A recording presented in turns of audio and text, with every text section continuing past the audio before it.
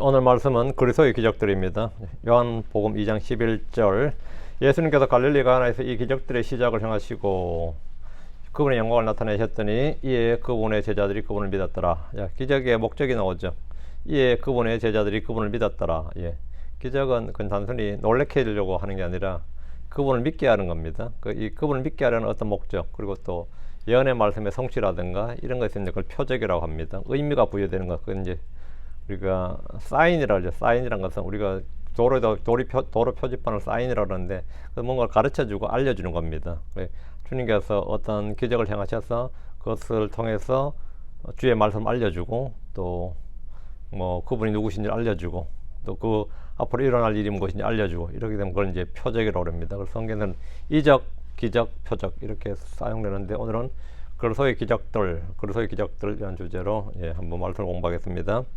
기도합니다. 위대하시고 거룩한 주 하나님 감사합니다. 하나님께 은혜 주셔서 주의 말씀을 폭넓게 저희 가운데 허락해 주시고 또 아버지 저희가 말씀을 더 잘 깨닫고 잘 믿을 수 있도록 해주시길 원합니다. 전능하신 주 하나님께서 함께 하시고 듣는 모든 분들이 말씀을 잘 받아서 마음에 간직하도록 해주시옵소서. 저희도 정말 때로 주님의 기적을 간절히 바랄 때가 있고 주님께서 저희 속에서 놀라운 일들을 행하시기를 간절히 원합니다. 전능자 주 하나님께서 은혜 주셔서 말씀을 듣는 모든 혼들에게 주님께서 놀라운 일들을 행하여 주시옵소서. 아버지 하나님께서 또 성령을 통해서 저희 가운데 또 크고 놀라운 일을 행하실 때 저희가 그것들을 또 증언할 수 있도록 해주시고 저희가 많은 체험들이 넘치게 하여 주시기를 간구합니다. 전능의 주 하나님께서 복을 주십시오. 말씀을 전하지 않는 듣는 모든 혼들이 주 앞에 있습니다. 주님께서 말씀을 통해서 또 주께서 주시고자 하신 모든 은혜들 또 주의 다양한 선물들이 있게 해주십시오. 감사드립니다. 주의 성기도합니다. 아멘. 이 시간은 그리스도의 기적들에 대해서 다루겠습니다. 수세기 동안 예수로의 기적은 믿음과 이성의 교차점에서 뜨거운 논쟁의 장이 되었습니다. 특히 20세기의 과학 정신, 이성의 발전, 지금처럼 기계 발전, 정보혁명 시대 이럴 때 기적에 대한 그 새로운 질문을 좀 많이 던집니다. 오늘날 우리는 기적을 온전히 받아들이는 믿음의 관점과 과학적 이해를 넘어선 현상으로 인해 기적을 거부하는 회의적인 관점이란 두 가지 주요 사상을 마주합니다. 과학자들은 기적을 이해하거나 증명할 수 없기 때문에 거부하는 경향이 있습니다. 기적이란 존재하지 않는다. 몰라. 기적은 우리가 아무 설명할 수 없을 뿐이지 기적이란 본래 존재하지 않는다. 이런 식이죠. 복음주의자들은 기적을 행하시는 하나님에 대한 확고한 믿음으로 이를 받아들입니다. 그러나 기적이란 단어는 종종 일상에서 우리 가운데 매우 느슨하게 사용됩니다. 큰 사고에서 간신히 목숨을 건진 사람은 내가 산 것은 기적이었다 이렇게 말하고 예상치 못한 만남을 기적 같은 일이라고 말합니다. 어떤 이는 삶이 기적이란 말도 합니다. 의학적으로 난치병이나 불치병이 나을 때 기적이 일어났다고 표현합니다. 사실 이러한 일들은 대부분 하나님의 은혜로 이해하는 것이 더 적절합니다. 기적처럼 보이지만 이러한 일은 성경이 말하는 기적과는 조금 구별됩니다. 그렇다면 성경적 맥락에서 기적이란 무엇일까? 가장 간단하게 정의하자면 기적이란 것은 있을 수 없는 일이 발생하는 겁니다. 말 그대로 있을 수 없는 일이 발생하는 겁니다. 또 그게 있어서는 안 되는 일 아닌가 싶은 그런 것 있죠. 이거는 있을 수 없는 일, 그런 것을 이제 기적이라는데, 예를 들어서 사과가 중력의 법칙에 따라서 아래로 떨어지는 대신에 사과가 뚝 떨어졌는데 위로 올라간다. 그러면 그건 당연히 기적입니다. 이는 하나의 권능이 중력과 같은 자연 법칙을 일시적으로 무시하고 변화시키는 것을 보여줍니다. 보다 학문적인 정의로 기적이 뭐냐 물으면 기적은 자연에서 인식되는 어떠한 작용이나 인간의 행위에도 기인하지 않으면서 초자연적인 권능을 보여주고 그것에 대한 표적이나 증거 역할을 하는 자연 속의 결과다. 이렇게 이거는 그런 게 이제 기적을 정의하는데 말이 좀 복잡할 뿐이지 사실 아무것도 아닙니다. 선천적으로 다리를 열거나 안전병이었던 사람이 의학적인 도움 없이 오늘 갑자기 눈을 뜨고 일어났다. 갑자기 앞을 보게 되었다면 그것은 인간의 능력이나 자연의 과정으로 설명할 수 없는 기적이라 부를 수 있습니다. 구약의 예언자들, 모세나 아론과 엘리야 같은 구약의 예언자들, 엘리사, 구약의 기적을 행한 그런 능력 있는 일들을 행한 예언자들 있죠. 그런 또 신약의 사도들, 베드로나 바울 같은 사도들은 하나님으로부터 권능을 위임받아서 놀라운 기적들을 행했습니다. 즉 그들은 하나님의 도구로서 특별한 사명을 위해 능력을 부여받아서 기적을 행한 겁니다. 그들 안에 그 힘이 있었던 게 아니라 그들은 능력을 위임받은 거죠. 그래서 예수님께서는 자신의 고유의 권능으로, 즉 자신의 신성을 증명하기 위해서 기적을 행하셨습니다. 이는 예수님의 기적이 다른 어떤 사람들이 행한 기적과도 근본적인 차이점입니다. 요한복음 2장 11절은 가나의 혼인잔치에서 물을 포도음료로 물을 포도 음료로 바꾸신 기적에 대해서 예수님께서 갈릴리 가나에서 이 기적의 시작을 행하시고 그분의 영광을 나타내셨더니 이에 그분의 제자들이 그분을 믿었더라. 이 한글 성경에서 이 비기닝이란다. 기적의 시작, 이거를 이제 처음 기적을 행하시고 뭐 처음 기적을 행하셨더라 이런 식으로 했는데, 기적의 시작을 행하시고, 기적의 시작, 이것이 기적의 시작이었다. 주님께서 그전엔 기적을 행하시지 않으시고 이때부터 기적이 이제 기적을 행하시는 건 이제 시작이었다. 이 가나 혼인잔치에서 그 기적의 시작을 행하시고 그분의 영광을 나타내셨더니 이에 그분의 제자들이 그분을 믿었더라. 예수님의 기적은 단순히 고통을 덜어주거나 피로를 채워주는 것을 넘어 그분의 신성한 영광을 드러내고 사람들이 그분을 믿게 하는 목적이 있습니다. 그리스도의 표적은 그분의 그리스도이심을 입증하기 위한 것입니다. 사도들의 표적은 그들이 사도들임을 입증하기 위한 것입니다. 그렇죠? 복음서에서 기록된 예수님의 기적은 보통 35가지에서 40가지로 이렇게 분류를 하는데, 제가 이제 찾아보면 37가지 정도 같아요. 37가지 정도가 이제 정리할 수 있습니다. 제가 이 원고 속에 37가지를 다 적어 놓을 테니까요. 한번 나중에 보시고. 이는 모든 권능이 그분에게 속해 있으며 그분께서 자신의 재량과 목적에 따라 그것을 사용하시기 때문입니다. 중요한 것은 누가복음 4장 3절 4절에 기록된 광야의 시험에서 볼 수 있듯이 예수님은 자신의 욕구, 자신의 사적인 욕구를 위해서, 아니면 자신을 증명하기 위해서, 어떤 뭐 그런 걸 위해서 마귀의 유혹에 따라 기적을 행하기를 단호히 거절하셨습니다. 그분은 오직 하나님의 뜻을 이루기 위해서 기적을 행하셨습니다. 예. 주님은 어떤 시험을 받으실 때 그 시험을 통과하기 위해서 기적을 행하시고 그 자신의 권능을 그렇게 사적으로 사용하지 않으셨다는 겁니다. 예수님의 기적은 자연, 마귀, 질병, 그리고 죽음의 이르까지 모든 영역에 걸쳐 있었습니다. 이는 그분이 창조 세계의 모든 걸 다스리는 절대적인 주권자심을 보여주고 입증합니다. 우리가 성경에 자연에 대한 기적이 꽤 많이 나오는데, 바람과 바다를 잠잠케 하신 것이 대표적입니다. 말씀 한마디로 바람과 바다를 고요하게 하신 것. 제자들이 3배가 폭풍에 휩쓸려서 위기에 처했고 배는 뭐 뒤집어지든지 아니면 다 죽게 생겼습니다. 예수님께서 마태복음 8장 26절 21절에 그때 그분께서 일어나서 바람과 바다를 꾸짖으셨더라. 이에 거기에 깊은 고요가 있었더라. 그러나 그 사람들이 놀라며 말하기를 이분이 어떤 종류의 사람이시기에 심지어 바람과 바다도 그분께 복종하는가라고 놀랐습니다. 이는 예수님이 창조주 하나님이심을 명확히 보여줍니다.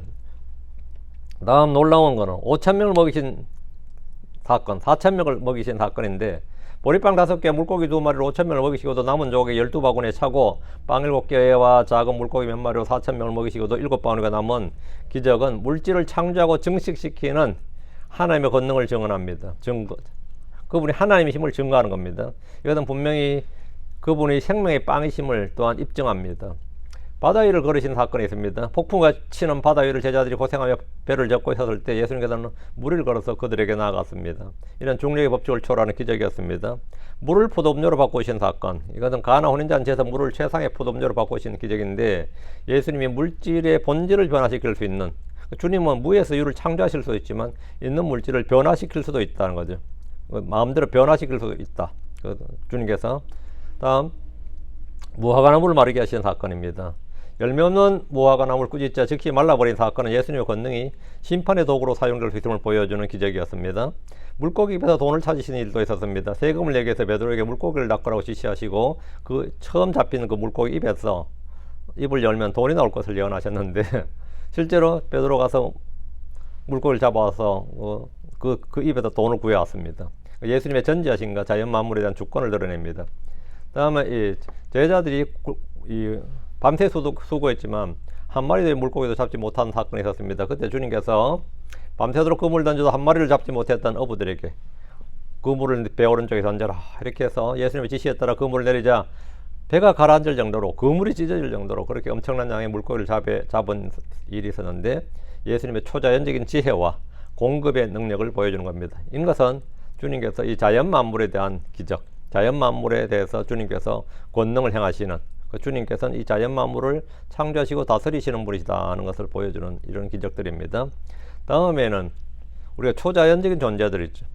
마귀들, 영적 존재들, 그 마귀들에 대한 기적입니다. 예수님 어둠의 세력인 마귀들에 대한 절대적인 권세를 가지고 계셨습니다. 오늘날도 뭐 점쟁이들도 있고 무당들도 있고 마술사도 있고 여러 있겠지만, 우리 주님께서 마귀들에게 행하신 능력은 그분이 하나님심을 입증하고 남습니다. 가다라에 마귀 들린 사람들을 주님이 고치셨는데, 수많은 악령에 사로잡혀서, 수많은 마귀들에 사로잡혀서 무덤 사이에 살아가던 사람들에게 마귀들을 쫓아내주시고 그들이 돼지떼 속으로 들어갔습니다. 이는 마귀들이 예수님 앞에 무력하며 그분께 복종할 수밖에 없음을 보여줍니다. 예수님이 말씀하시면 그 마귀들은 저항하지 못하고 복종을 했다는 겁니다. 자연 만물이 복종하듯이 마귀들도 예수님께 복종했습니다. 주 예수님은 말 그대로 하나님이시기 때문입니다. 말 못하게 하는 마귀를 쫓아내신 적이 있습니다. 말 못하게 하는 마귀에 사로잡혀 있던 사람에서 마귀를 쫓아내자 그가 즉시 말을 하게 된 사건은 예수님의 권능이 영적인 속박을 풀어주는 그 자유케 하시는 하나님, 그 속박을 풀어주시는 하나님, 구원자를 보여주는 겁니다. 가나안 여인의 딸에게서 마귀를 쫓아내신 사건이 있었는데 멀리 떨어진 곳에서 믿음으로 마귀 들린 딸을 고치신 것은 예수님의 권능이 공간의 제약을 받지 않는다. 주님께서는 시공간의 제약을 받지 않으신 분이다. 초월적인 존재라는 걸 보여주셨고요. 귀먹고 말 못하는 영을 쫓아내신 적이 있습니다. 마가복음 9장에 나오는데 제자들이 쫓아내지 못했던 귀먹고 말 못하게 하는 영을 예수님께서 한 번에 쫓아내신 사건은 그분의 능력과 제자들의 믿음의 부족을 잘 대조시키는 일입니다. 주님께서는 권능을 행하시는 분, 마귀들에게도 권능을 행하시는 분이다. 다음, 이제 가장 많이 나오는 게 질병에 대한 기적입니다. 질병에 대한 치유인데 예수님은 모든 종류의 질환과 모든 종류의 질병을 다 치유하셨습니다. 그래서 주님께서 이 질환과 질병을 치유하실 때 뭐 의학적 도구, 어떤 보조 도구의 도움을 받지 않으셨습니다. 어떤 보조 도구에. 그래서 주님께서 뭐 어떻게 특별히 뭘 사용을 하셔가지고 고치신 게 아니란 말이죠. 이는 그분이 죄로 인해 손상된 인간 본성을 회복시킬 수 있는 분의 힘을 그 몸에나 혼에나 영에나 주님께서 영과 혼과 몸에 이 전방위적인 정권을 가지신 그런 이 권능을 가진 분이심을 보여주는 겁니다. 마약병 환자를 고치셨는데 마약병 환자를 침상째 들고 걸어가겠다. 일어나 내 침상을 들고 걸어가라. 이렇게 하셔서 이 기적은 예수님이 죄를 용서하고 혼을 치유하실 뿐 아니라 육체의 질병도 고치시는 분의 힘을 보여줍니다. 38년 된 병자를 고치셨는데 내가 낫고자 하느냐 이렇게 물으셨어요. 내가 낫고자 하느냐.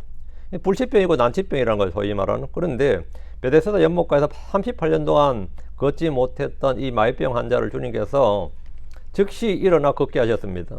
그것은 그분의 권능이 오랜 질병에도 제한받지 않는다는 사실을 잘 보여줍니다. 또 한쪽 손이 마른 사람을 고치신 일이 있습니다. 그것도 안식일이었는데 안식일에 손 마른 사람을 고치심으로써 예수님은 율법보다 사랑과 자비가 우선임을 보여주었습니다. 그리고 주님께서는 병약한 영에 붙잡힌 사람을 고치셨는데 누가복음 13장 12절에 나옵니다. 18년 동안 허리가 굽어져서 전혀 펴지 못했던 여인을 고치심으로 예수님은 육체적 고통뿐만 아니라 그 고통의 영적인 원인까지도 다루셨습니다. 또 혈루증을 앓던 여인을 고치신 사건이 있습니다. 12년 동안 혈루증으로 고통받던 여인이 예수님이 옷자락에 손을 대자마자 즉시 나은 것은 믿음과 예수님의 치유의 권능의 연결고리를 잘 보여주는 상징적인 사건입니다. 또 수정병 환자를 안식일에 고치심으로 다시 한번 자비의 중요성을 강조하셨고 베드로의 집에 들어가실 때 시몬의 장모가 심한 열병으로 알아 누워 있었습니다. 예수님께서 손을 대시자 열병이 떠나고 그녀는 즉시 일어나서 예수님께 예수를 섬기는 일이 있었습니다. 또 보지 못하는 사람에게 시력을 주신 일이 있는데 나면서부터 맹인이었던 자의 눈을 뜨게 하신 기적은 단순히 육체적 시력을 넘어서 시력 회복을 넘어서 영적인 눈을 뜨게 하는 상징적인 의미를 가집니다. 듣지 못하는 사람에게 청력을 회복시켜주는 귀를 열어주신 사건도 있었습니다. 귀 먹고 말려 듣는 사람을 고치시는 것은 소외된 자들에게 새로운 삶을 허락하신다는 의미를 담고 있고 사람들이 도무지 할 수 없는 이 세상에서 누구도 할 수 없는 일을 하나님은 행하신다. 사람에게는 어려운 일, 불가능한 일이 하나님께는 쉬운 일이었다. 그 예수님은 바로 하나님이시다는 걸 그 사건마다 보여주고 있습니다. 다음 나병 환자를 고치신 사건인데 사회적으로 철저히 격리되고 소외되었던 나병 환자들을 만지시고 깨끗하게 하심으로써 예수님은 죄와 죽음으로 인해 더럽혀진 인간을 정결케 하시는 분임을 보여주었습니다. 예수님께서는 최소한 10가지 종류의 질병들을 고치셨습니다. 주님께서 질병에 대한 기적, 질병 치유에 대한 이 기적들은 사복음서에 너무나 자세하게 나옵니다. 일단 가장 이제 확실한 기적은 죽음에 대한 기적입니다. 죽은 자를 주님께서 살리셨다는 겁니다. 예수님은 사망의 권세를 깨뜨리는 생명의 주, 생명의 통치자이심을 여러 기적을 통해서 입증하셨습니다. 주님께서는 해당장 야이로의 딸을 살리셨습니다. 해당장 야이로의 죽은 딸을 잠든 것이라고 말씀하셨어요. 이건 죽은 것이 아니라 잠든 것이다. 이렇게 잠들었단 말은 언제든지 깨울 수 있다. 잠든 자를 깨우는 건 별거 아니잖아요. 예수님께서 죽은 자들은 잠든 자를 깨우는 것만큼 죽은 자를 살리는 것은 잠든 자를 깨우는 것만큼이나 쉬운 일이었다는 겁니다. 잠든 것이라고 말씀하시자 거기서 사람들이 다 비웃었습니다. 잠든 것과 죽은 자도 구분 못하는 게 무슨 예언자냐, 저런 사람 왜 데려왔냐 이런 식이었죠. 우리 죽었다는 걸 확인했는데 주님께서 잠들었다 그러니까 오진이죠, 소위 말하는. 주님께서는 깨우셨어요. 살리셨다고. 그래서 이 기적은 예수님이 죽음까지도 다스리시는 분임을 보여주는 중요한 기적입니다. 나인성 과부의 아들을 살리셨는데 장래 행렬 중에서 죽은 아들을 다시 살리신 것은 과부의 고통에 대한 예수님의 깊은 연민과 생명에 대한 그분의 권능, 권세를 드러냅니다. 이 사건을 통해서 사람들은 하나님이 우리를 감찰하셨다, 하나님이 우리 가운데 오셨다, 이렇게 말했습니다. 누가복음 7장 12절 15절 나옵니다. 예. 다음 주님께서는 공개적으로 죽은 나사로를 살리셨습니다. 무덤에 갇힌 지 나흘이나 되어서 이미 시체가 썩어가던 나사로를 살리신 기적은 예수님의 부활을 예고하는 것이며 그분의 생명이 죽음의 한계를 넘어선다는 가장 강력한 증거였습니다. 죽은 자를 살리는 것은 누가 봐도 그냥 기적이라는 말 외에는 없는 겁니다. 기적이란 단어 외에는 달리 설명할 수 있는 게 없어요. 기적이란 말 외에는. 죽은 자를 살리셨다 그러면 그건 기적인 겁니다. 그럼 의학적으로 무슨 가능한 이것은 초자연적인 일이고 기적이에요. 그 예수님의 부활은 모든 기적 중에 기적입니다. 고린도전 15장 4절과 로마서 1장 4절에 따르면 예수 그리스도의 부활은 그분이 행하신 모든 기적 중에서 가장 위대한 기적, 위대한 표적입니다. 이 부활은 예수님의 신성을 확증하고 그분의 구원 사역이 완성되었음을 선포하며 그리스도를 믿는 모든 이들에게 영원한 생명과 부활의 소망을 안겨줍니다. 부활 없이는 기독교의 어떤 진리도 설 수가 없습니다. 예수님의 부활은 과거의 사건이 아니라 현재에도 살아 역사하시는 예수 그리스도 하나님의 능력을 증명하는 영원한 진리입니다. 자, 남이 다른 누군가가 누구를 살렸다는 것은 그가 살아난 게 아니라 살림을 받은 거지만 예수님은 스스로 누가 예수님 무덤에 가서 기도했다든가 금식했다든가 그런 거 한 게 아닙니다. 예수님 스스로가 일어나셨다고. 죽은 자가 스스로가 일어나는 일은 예수님이 유일무이합니다. 구약에도 죽은 자 가운데 일어난 사람이 있고 신약에도 죽은 자 가운데 일으킴을 받은 사람이 있지만 주님은 스스로 죽은 자들 가운데도 일어나셨다는 거죠. 스스로 죽은 자들 가운데 일어나셨다. 그래서 이것이야말로 가장 큰 기적이죠. 예수님이 누구신가를 보여주는 가장 큰 기적이 뭐냐면 요나의 표적이라고 부르기도 하는데 예수님은 부활하셨다. 죽은 자들 중에서 죽은 자들로부터 부활하셨다. 예수님의 기적의 신뢰성과 특징에 대해 살펴보겠습니다. 예수님의 기적은 단순한 이야기나 전설이 아니라 확고한 진실성을 가지고 있습니다. 예수님의 기적들은 성경의 핵심 부분이며 성경과 분리될 수 없는 진실입니다. 이 기적들의 기록은 감각적이나 과장된 묘사 없이 사실 그대로를 기록하고 있습니다. 이것이 인간의 이성이나 또 아니면 철학적인 설명 아니면 논리적인 어떤 체험적인 아니면 증거를 하는 이런 것이 없다 할지라도 이건 그냥 단단한 사실 기록이에요. 주님께서 행하신 사실 기록한 거단 말이죠. 사실 기록한 겁니다. 예수님의 기적들은 은밀하게 행해진 것이 아니라 수많은 증인들이 보는 앞에서 공개적으로 행해졌습니다. 공개적으로. 이는 당시에 많은 사람들에게 목격되고 검증될 수 있었음을 말합니다. 이스라엘은 처음부터 표적을 구하는 민족이었고 그들은 기적으로 시작된 민족이었습니다. 그들에게 메시아란, 그리스도란 기적을 행하지 못하면 그건 메시아가 아닌 겁니다. 주님께서 기적을 행하셨던 것은 그분이 성경에 예언된 메시아임을 입증하기 위한 것이었고 그걸 행하심으로써 그 메시아의 자격을 보여주는 겁니다. 예수님의 기적은 반증 불가능성, 반증이 불가능하다. 즉 예수님의 치유 기적들은 당시 과학자나 의사들에 의해서 결코 반증된 적이 없습니다. 이거 사실 안 나은 건데 나았다 그랬다 이런 식으로 반박이 불가능하단 말이죠. 왜? 완전히 나았기 때문입니다. 이 사람 이거 안 죽었는데 주님이 살렸다, 거짓말했다, 아니면 이거는 사실은 기적이 아니라 이 사람이 그냥 깨어난 것이다 이런 식으로 반증이 불가능하다는 겁니다. 예수님의 기적은 다 그래요. 누구도 예수님의 기적을 또 재현할 수가 없습니다. 예수님이 행했으면 그게 속임수였거나 뭐라면 재현이 가능한 이야기예요. 예수님의 기적은 재현이 불가능합니다. 예수님의 기적은 독특하고 모방할 수 없는 하나님의 권능이었습니다. 예수님의 기적은 즉각적인 효과와 초자연을 가졌습니다. 예수님의 치유는 항상 즉각적이고 완전했습니다. 주님께서 병을 고치셨는데 며칠 뒤에 병이 나았다든가 몇 년 후에 병이 나았다든가 서서히 낫고 있다든가 이제 낫기 시작한다 이런 게 아니라 예수님이 말씀하시면 마비병 환자가 바로 일어났어요.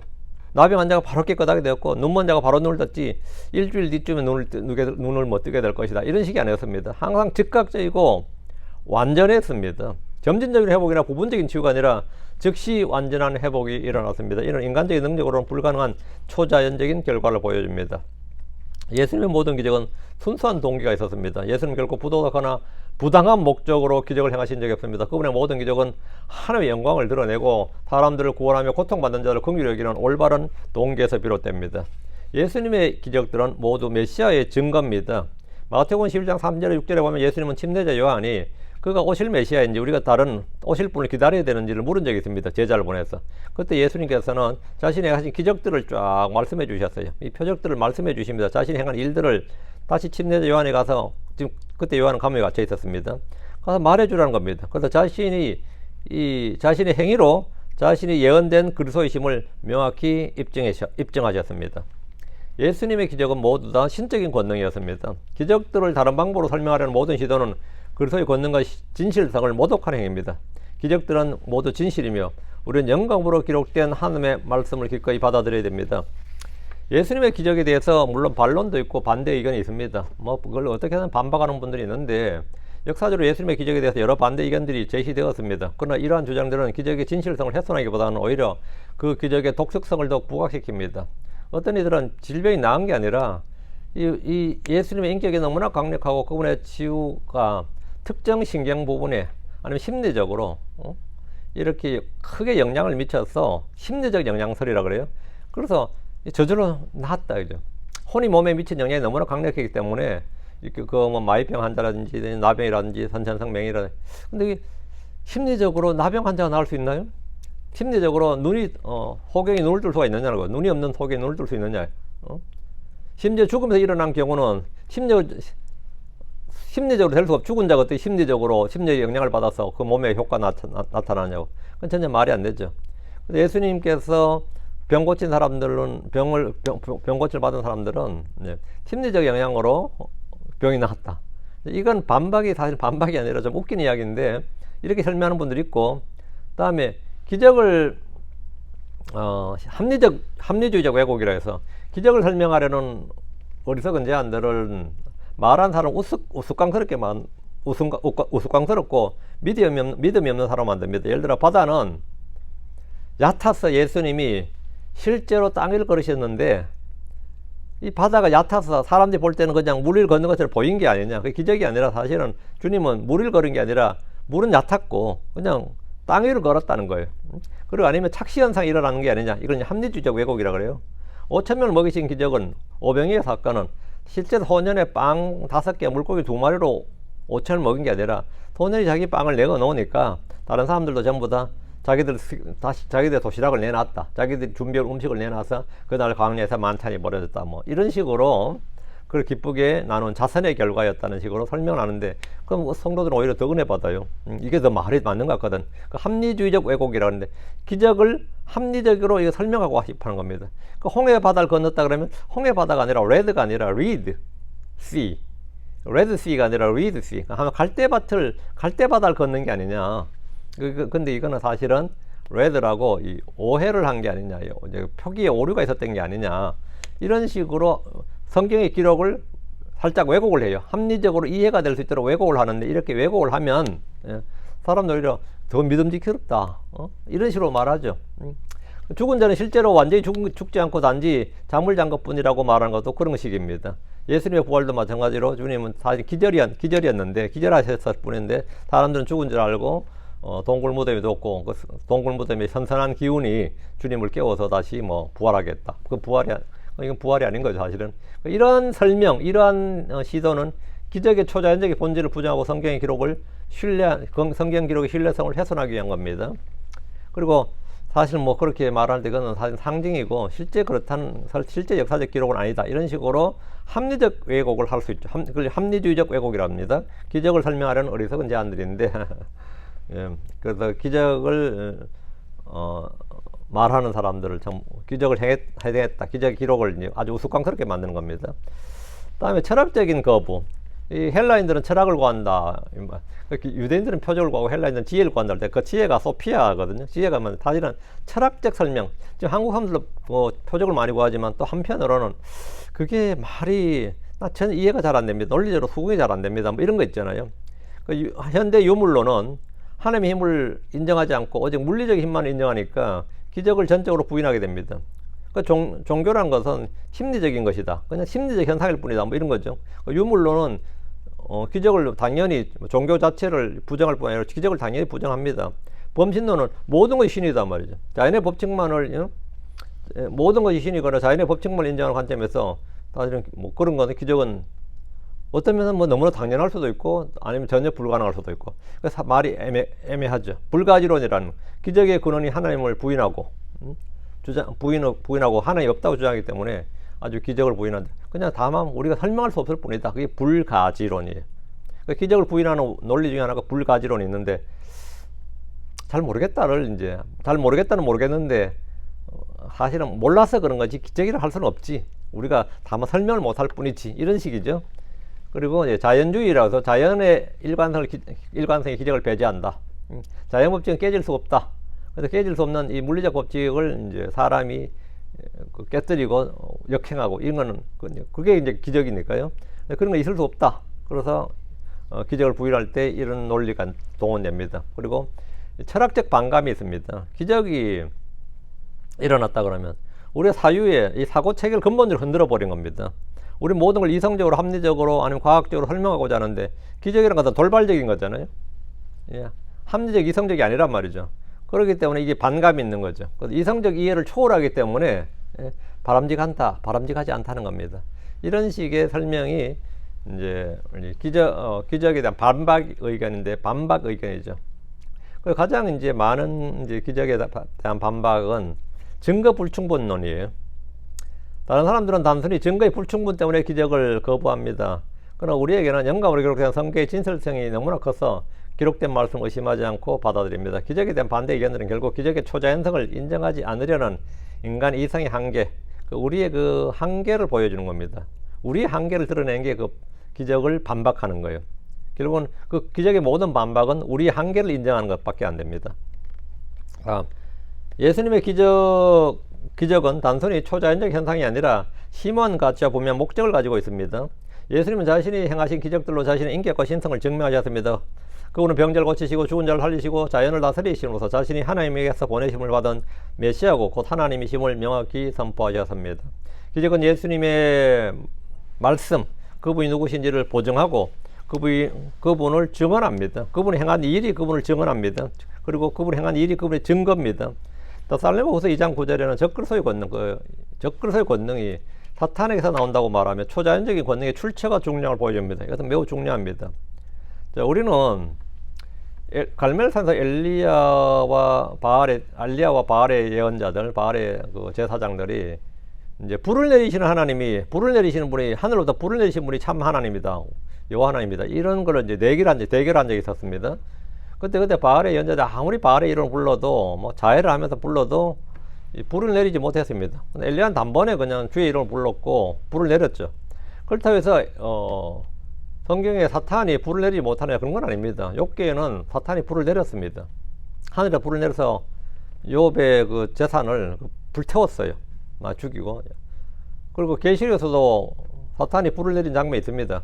불을 내리면 사람들은 불을 내리시는 신이 하나님이라고 믿게 되죠. 그래서 마귀도 거짓 표적과 거짓 이적을 많이 행합니다. 그 초자연적인 권능이란 것이 그 근원이 중요하죠. 기적이 모두 다 하나님 건 아닙니다. 네. 그 예수님이 구원자심을 식별하는 자격 증명이 표적인데 그것은 성경 말씀과 일치해야 됩니다. 모든 기적이 다 하나님으로부터 나온 건 아니에요. 요한복음 12장 37절은 많이들이 예수님의 기적을 보고도 그분을 믿지 않는다고 기록하지만 기적은 본질적으로 사람들을 믿음으로 이끌기 위한 것이었습니다. 기적은 하나님의 임재와 능력을 시각적으로 보여줌으로써 사람들이 그분을 신뢰하고 구원자로 받아들이도록 초대하는 역할을 합니다. 마태복음 8장 27절에서 기록된 기적들은 마태복음 8장 27절에 기록된 기적들은 이미 믿고 있던 사람들의 믿음을 분명히 강화시켰습니다. 예수님의 기적은 제자들이 확신을 주었고 그들이 더욱 굳건히 주님을 따르게 했습니다. 믿기 시작하였더라. 비로소 믿었더라. 이게 많이 있단 말이죠. 빌립보서 1장 6절에서 사도 바울이 고백했듯이 예수님의 기적은 우리 안에 있을 수 있는 어떠한 불신도 산산조각 내고 그분께서 우리 안에 시작하신 구원의 일을 끝내기에 충분합니다. 그리고 우리가 두려워하지 않고 주님을 따를 수 있도록. 그래서 성도들도 이 기적을 체험하면 말이에요. 사실 믿음이 강화됩니다. 성도들도 기적을 체험하면 분명히 믿음이 강화돼요. 다음, 예수님의 기적은 단순히 개별적인 치유나 현상이 아니라 하나의 왕국이 이미 이 땅에 임하고 있다는 강력한 표적이었습니다. 질병과 죽음, 마귀의 권세는 죄의 결과이며 예수님께서 이들을 물리치신 것은 죄의 권세를 깨뜨리고 새로운 시대, 즉 하나님이 다스리시는 왕국이 시작되었음을 보여주었습니다. 마가복음 1장 5절에서 예수님은 그리고 말씀하시되 그 때가 찼고 하나님의 왕국이 가까이 있느니라. 너희는 회개하라. 그리고 복음을 믿으라. 선포하셨고 기적들은 이 선포의 가시적인 증거가 되었습니다. 예수님의 기적은 종종 고통받는 사람들에 대한 깊은 긍휼과 사랑에서 비롯되었습니다. 나병 환자를 만지시고 맹인을 치유하시고 죽은 자를 살리시는 것은 그분께서 인간의 아픔에 무관심하지 않음을 보여주신 겁니다. 그리고 주님께서는 우리의 모든 삶에 적극적으로 개입하시고 우리를 치유하시고 회복시켜 주시려는 그분의 선하신 뜻을 보이신 겁니다. 기적은 단순히 능력을 과시하는 것이 아니라 고통받은 인류를 향한 하나님의 자비로운 마음을 드러내는 통로입니다.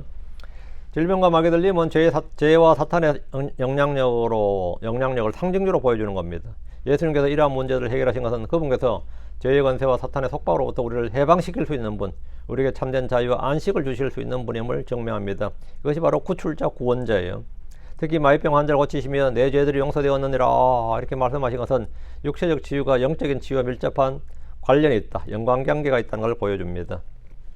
예수님의 기적은 기독교 교리의 핵심을 구성하며 깊은 영적인 의미를 담고 있습니다. 기적은 예수님이 단순히 위대한 교사나 예언자가 아니라 하나님 자신이심을 가장 분명하게 증거합니다. 오직 창조주 하나님만이 자연을 다스리고 죽음을 이기고 질병을 치유하며 마귀를 쫓아낼 수 있습니다. 예수님의 기적은 그분이 삼위일체의 하나님, 삼위일체의 하나님이시고 육신을 입고 이 땅에 오신 하나님이심을 교리적으로 확증합니다. 예수님의 기적은 구약 성경에 기록된 메시아에 대한 예언들을 성취했습니다. 예를 들어 이사야 35장 5절 6절 그때 눈먼 자들의 눈이 열릴 것이요 또 귀먹은 자들의 귀가 열리리라. 그때 다리 저는 자는 사슴처럼 뛰고 말 못한 자의 혀는 노래하리니 이는 광야에서 물들이 서전하고 사막에서 시내들이 흐를 것이기 때문이라. 광야에서 물들이 서전하고 사막에서 시내들이 흐르는 것은 천연왕국에서 될 일입니다. 그러나 앞에 5절에 눈먼 자들의 눈이 열리고 귀먹은 자들의 귀가 열리고 다리 저는 자가 뛰는 일은 복음서에서도 있었고 사도들의 표적들로도 행해졌습니다. 예수님은 그러한 기적들을 실제로 행하심으로써 예언의 성취자임을 스스로 보이신 겁니다. 그 메시아이심을 입증하셨습니다. 기적은 구약과 신약을 잇는 중요한 연결고리입니다. 인간의 모든 고통과 질병 그리고 죽음은 죄의 결과로 이 땅에 들어왔습니다. 예수님께서 질병을 치유하시고 죽은 자를 살리신 것은 그분께서 죄의 근원을 다룰 수 있는 분임을 보여줍니다. 기적은 궁극적으로 그리스도의 십자가와 죽음과 부활을 통해서 죄와 사망의 권세를 완전히 깨뜨리신 것을 미리 보여주는 것이었습니다. 이는 우리가 영원한 생명과 죄로부터의 자유라는 구원의 메시지를 선포합니다. 예수님의 기적은 하나님의 왕국이 추상적인 개념이 아니라 능력으로 이 땅에 임하고 있음을 보여준 겁니다. 하나님의 왕국은 말에 있지 않고 능력이 있다는 것은 그 능력이 무슨 능력으로 주님께서 행하신 이적과 기적과 표적으로 그걸 보여준 거죠. 그 하나님의 왕국이 추상적인 개념이 아니라 능력으로 이 땅에 임하고 있다. 능력으로 우리 안에 임하고 있다는 걸 보여주는 겁니다. 예수님께서 사탄의 권세를 물리치시고 질병을 치유하신 것은 어둠의 왕국에 대한 하나님의 왕국의 승리를 선포하는 것이었습니다. 이는 죄와 고통으로 가득 찬 세상 속에서도 하나님의 주권적인 통치가 역사하고 있음을 영적으로 보여줍니다. 예수님의 기적은 단순히 과거의 사건으로 끝나지 않고 오늘 우리의 삶과 믿음의 깊은 교훈을 제공합니다. 첫째, 기적은 믿음이 확고한 기초를 제공합니다. 우리의 믿음은 신화나 전설에 기반한 것이 아니라 역사적으로 실제했던 예수 그리스도와 그분께 행하신 강력한 기적들에 근거합니다. 이러한 기적들은 예수님의 신성과 권능에 대한 확고한 증거를 제공하며 우리가 흔들리지 않는 믿음이 설 수 있도록 돕습니다. 예수님께서 행하신 기적들을 통해 우리는 그분이 진정으로 하나님의 아들이시며 우리의 구원자이심을 확신하게 됩니다. 둘째, 기적은 그리스도의 능력을 신뢰하게 합니다. 예수님의 기적은 그분께서 모든 문제와 한계를 초월하여 역사하실 수 있는 분임을 보여줍니다. 그래서 기적들을 성경에 기록된 그 기적들을 근거로 그것들의 소망을 두고 우리는 질병의 치유를 해서 기도하고 이렇게 하는 겁니다. 그건 뭐냐? 그분의 능력을 신뢰하게 하는 사건들인 거죠. 우리의 삶에서 직면하는 어떤 어려움, 질병이든지 절망이든지 인간적인 한계든지 이런 것들 속에서 우리는 예수 그리스도의 능력을 신뢰할 수 있습니다. 그분은 자연을 다스리시고 마귀를 쫓아내시고 질병을 치유하시며 죽은 자까지도 살리시는 분입니다. 이러한 믿음 우리에게 평안과 용기를 줍니다. 셋째, 궁극적인 회복과 소망을 줍니다. 예수님의 치유 기적은 죄로 인해 손상된 우리의 몸과 영혼 그리고 관계 회복을 상징합니다.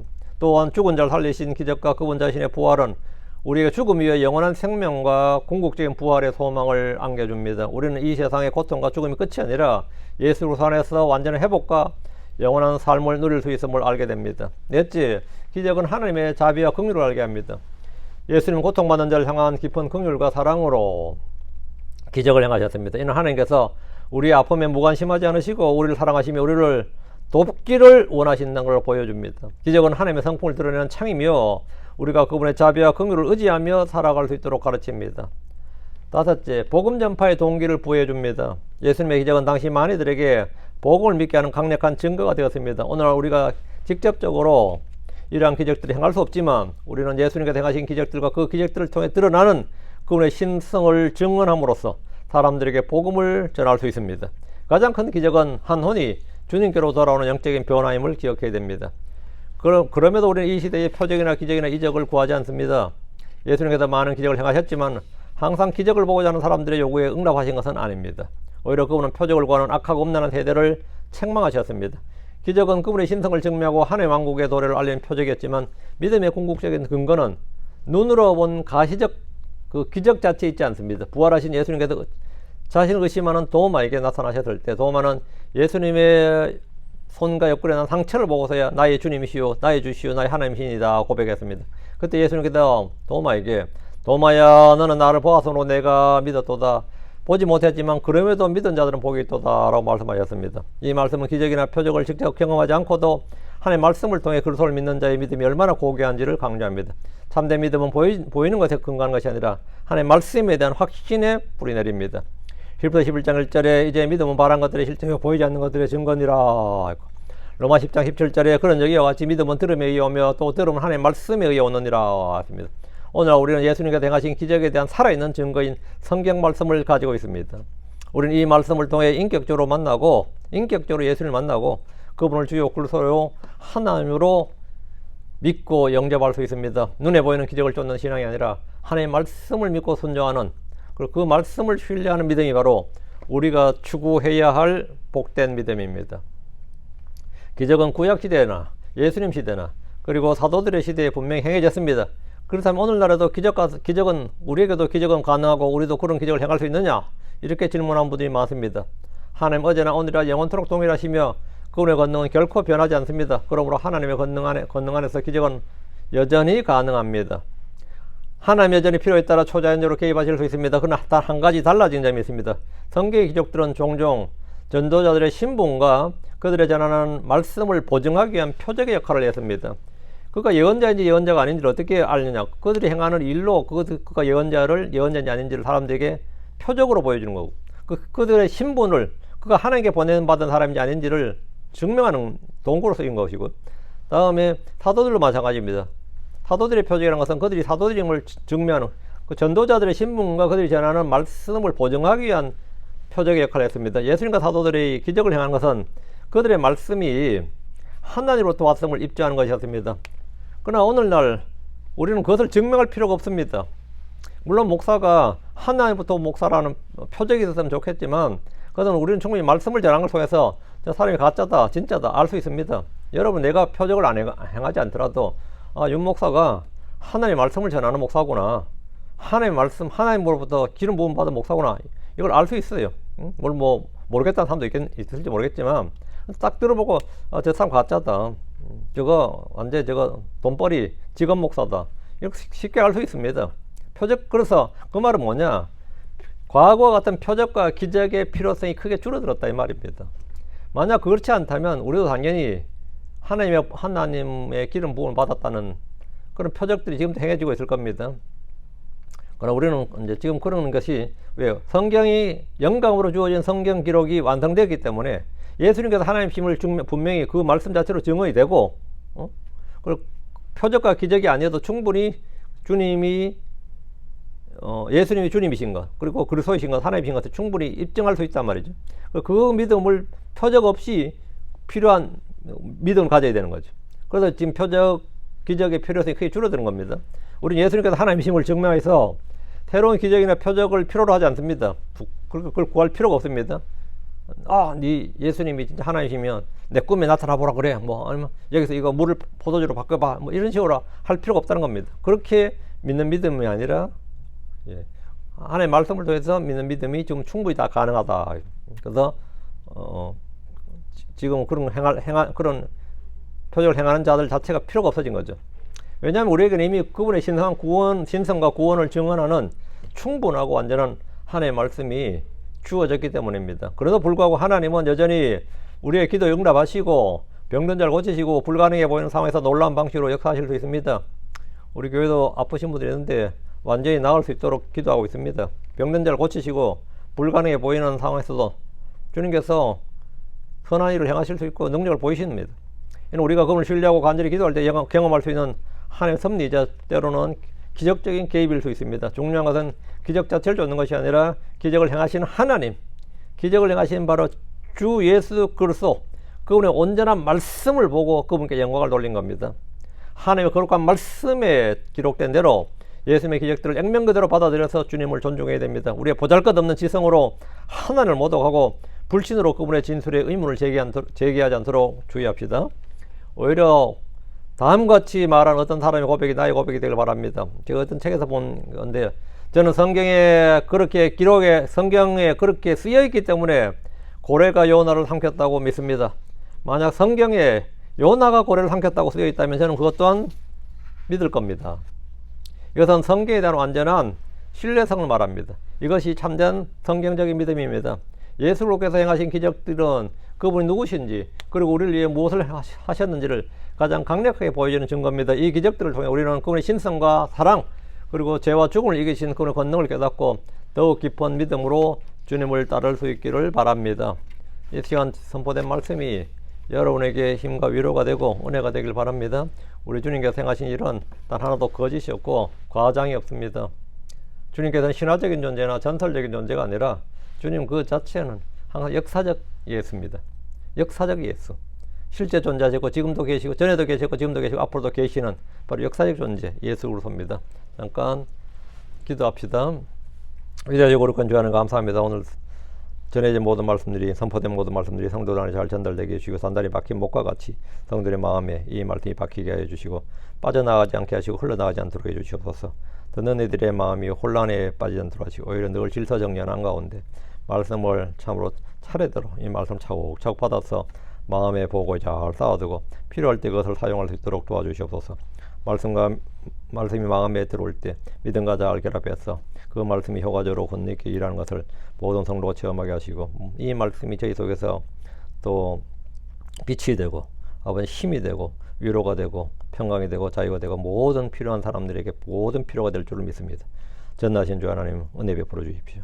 그래서 아버지 모든 성도들이 말씀의 증인, 바로 살아계신 생명의 말씀이신 예수 그리스도의 증인이 되게 해주시고 주 예수 그리스도를 참으로 저희의 말과 행위와 저희의 삶과 모든 걸 통해서 증언하는, 저희가 바로 주님을 드러내는 그런 도구가 되게 하여 주시길 간구합니다. 아버지는 램프에서 빛이 등불을 통해서 나타나는 것처럼 아버지는 예수 그리스도가 저희 몸을 통해 드러나게 하여 주시옵소서. 사랑 아버지 하나님께서 은혜 베풀어 주시고 이 말씀을 듣는 모든 혼들에게 풍성한 깨우침을 주시기 원합니다. 지하의 계시를 풍성히 부어주시옵소서. 신선한 기름 부음을 넘치게 하여 주시옵소서. 전능하신 주 하나님, 주님의 기적, 우리는 기적 자체를 바라는 것이 아닙니다.